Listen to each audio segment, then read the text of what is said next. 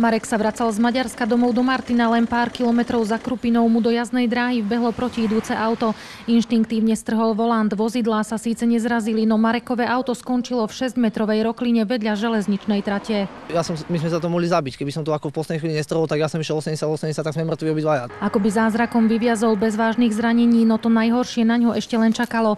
Hoci volal na asistenčné služby poisťovne, v Krupínskom regióne nenašli odťahovú službu, ktorá by ich auto dokázala z priekopy vytiahnuť. Vozidlo sa nachádzalo v takom teréne, kde odťahová služba, ktorá sa nachádza v tom regióne, nemala adekvátnu techniku na vyslobodenie tohto vozidla. Situácia vyzerala beznádejne, majitelia len bezmocne postávali na parkovisku. Sami obtelefonovali asi 30 odťahoviek v Krupínskom aj Zvolenskom okrese. Som cez informácie zháňala, fakt som dneska prevolala toľko, že to neviete ani predstaviť.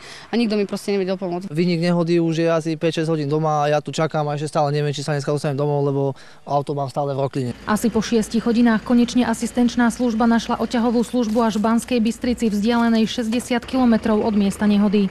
Konečne sa hádam, dožijem niekoho, kto mi to auto odtiaľto vyťahne.